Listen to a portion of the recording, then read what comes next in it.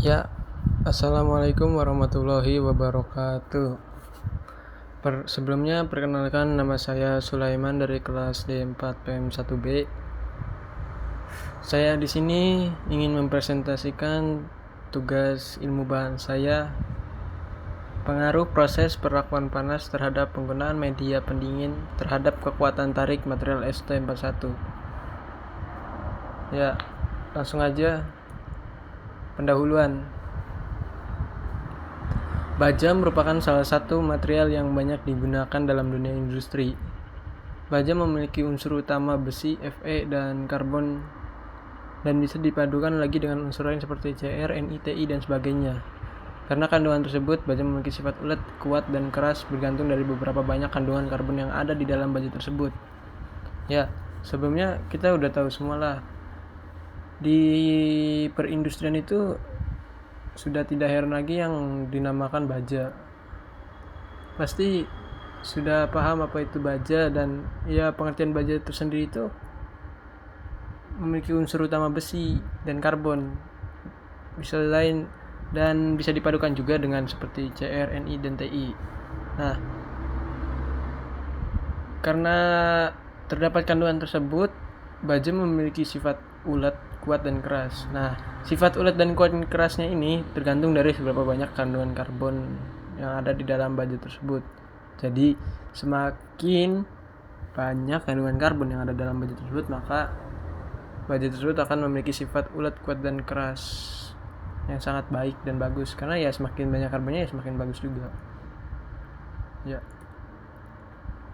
Jadi ya dalam metode penelitian di presentasi kali ini, ya metode penelitiannya itu adalah variabel independen atau bebas adalah variabel yang mempengaruhi atau yang menjadi sebab perubahannya atau timbul variabel dependent. Jadi ya variabel independen ini adalah variabel yang mempengaruhi atau yang menjadi sebab. Jadi faktor dari timbulnya variabel dependent itu terjadi dikarenakan adanya variabel bebas ini sebelum adanya variabel terikat.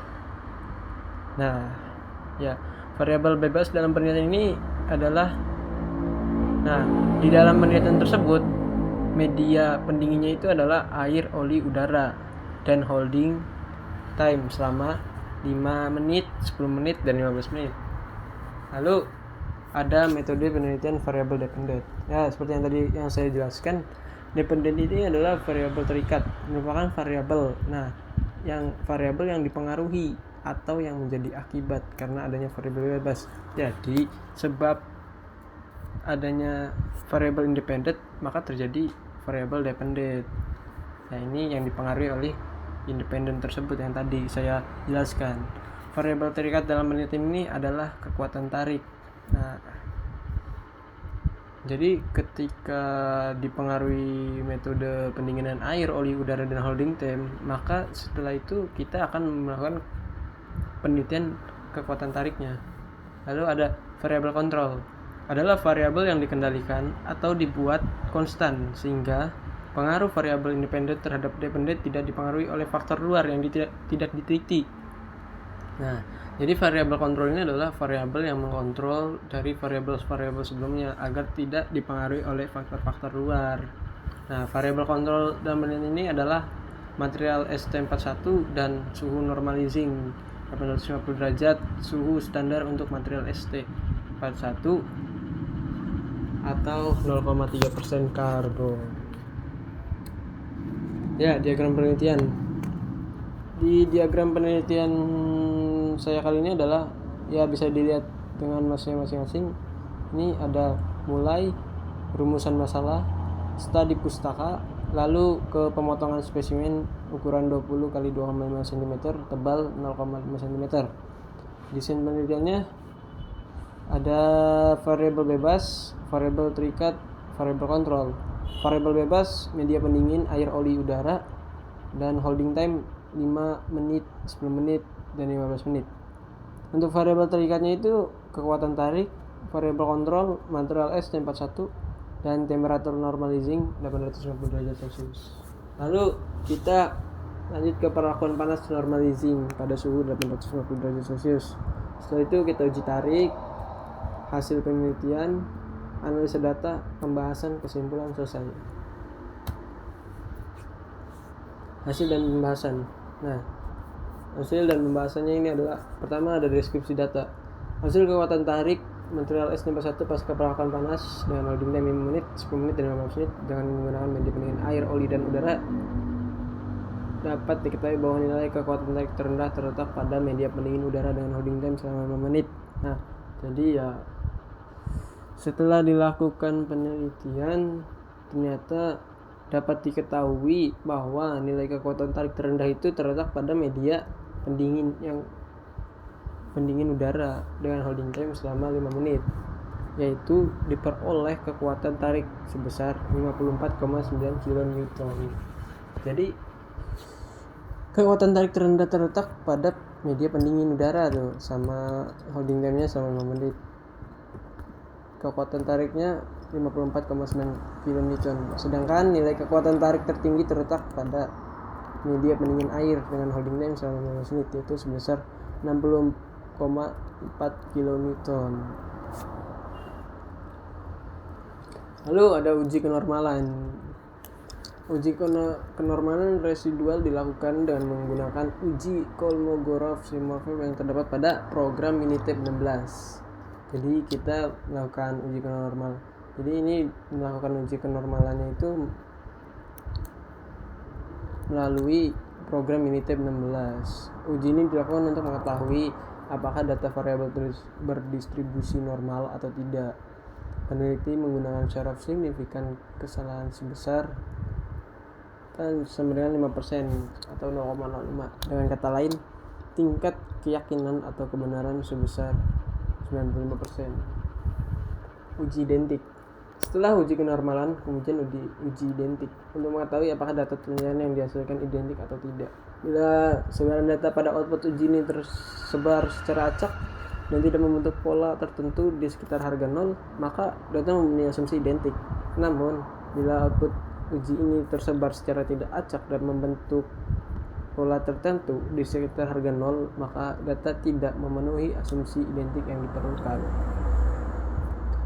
Untuk uji independennya, pengujian independen pada penelitian ini dilakukan dengan menggunakan autocorrelation function ACF yang terdapat pada program Minitab. Ya, sama seperti halnya yang di atas, menggunakan pada program Minitab 16 lagi.